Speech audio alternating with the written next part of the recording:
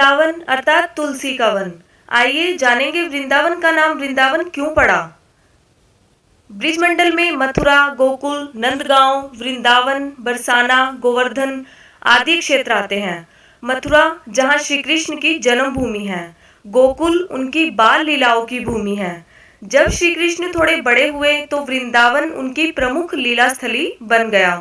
उन्होंने यहाँ रास रचा और दुनिया को प्रेम का पाठ पढ़ाया। बरसाना श्री राधा रानी की जन्मभूमि है और उनका परिवार भी वृंदावन में आकर रहने लगा था। आओ जानते हैं वृंदावन धाम के 8 चमत्कार या रहस्य को। दोस्तों, इस तरह की जानकारी आगे भी हम आप लोगों तक पहुंचा सकें तो इसलिए चैनल को सब्सक्राइब करें। रंग महल। वृंदावन में रंग महल है। प्रतिदिन मंदिर के अंदर स्थित रंग महल में कृष्ण राधा का पलंग लगा दिया जाता है और पूरा रंग महल सजा दिया जाता है तथा राधा जी का श्रृंगार सामान रखकर मंदिर के दरवाजे बंद कर दिए जाते हैं। जब सुबह दरवाजे खुलते हैं तो सारा सामान अस्त व्यस्त मिलता है। मान्यता है कि रात्रि में राधा कृष्ण आकर इस सामान का उपयोग करते हैं।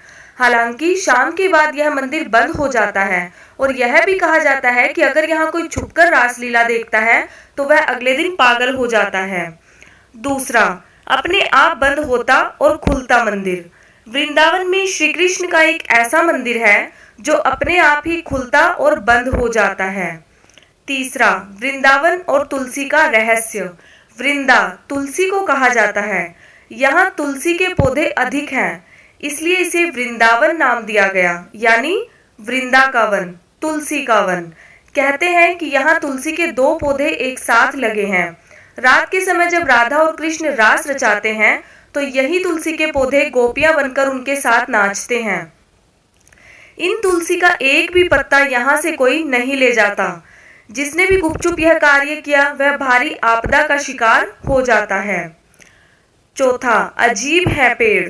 मंदिर के परिसर में उगने वाले पेड़ और निधिवन में उगने वाले पेड़ भी अजीब हैं। यहाँ के पेड़ की शाखाएं नीचे की ओर बढ़ती हैं। जहाँ आमतौर पर पेड़ ऊपर की तरफ बढ़ते हैं, वहीं निधिवन में मौजूद पेड़ों की ऊंचाई बेहद कम है और इनकी शाखाएं इनकी जड़ों की ओर बढ़ती हैं। यहाँ पेड़ भी आपस में गुथे हुए हैं और इस जगह को देखने में भी रहस्यमय बनाती हैं। पांचवा, मंदिर में करते हैं शयन। मंदिर में भगवान श्री कृष्ण रोज रात को खुद शयन करने आते हैं। उनके सोने के लिए मंदिर के पुजारी रोज पलंग लगाते हैं और जिस पर साफ सुथरी गद्दी एवं बिस्तर के ऊपर चादर बिछाते हैं। लेकिन कहते हैं कि जब मंदिर खुलता है तो उस बिस्तर की हालत देखकर सभी अचंभित हो जाते हैं, क्योंकि उसे देखकर लगता है कि यहाँ कोई सोया था।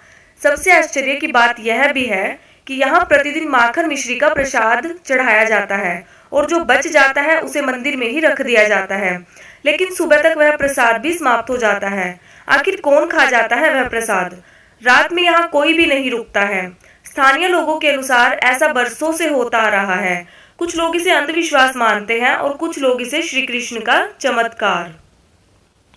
छठा, घरों की खिड़कियां कर देते हैं बंद। यहाँ के आसपास के अधिकतर घरों में खिड़कियां नहीं हैं और जिनके घरों में है वे शाम की आरती के बाद खिड़कियां इस डर से बंद कर लेते हैं कि कोई मंदिर की दिशा में देखे नहीं, अन्यथा वह अंधा हो जाएगा। सातवां, निधिवन। कहते हैं कि आज भी समय समय पर प्रभु वृंदावन के निधिवन और मधुवन में रास भी करते हैं। वहां के मंदिरों में भ्रमण भी करते हैं। कहते हैं कि श्री कृष्ण वृंदावन के निधिवन में रास लीला करने आते हैं और उनके साथ श्री राधा सहित उनकी 8 सखियां भी आती हैं। लोगों का मानना है कि यहाँ हर रात आरती के बाद श्री कृष्ण, राधा और उनकी गोपियां रास रचाते हैं।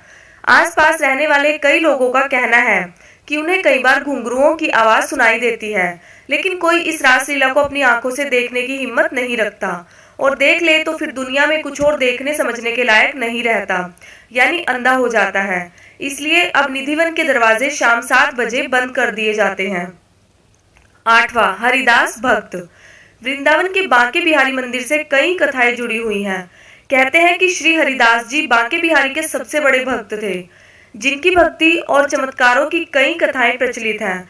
भगवान की भक्ति में डूबकर हरिदास जी जब भी गाने बैठते तो प्रभु में ही लीन हो जाते। इनकी भक्ति और गायन से रीझ कर भगवान श्री कृष्ण इनके सामने आ जाते।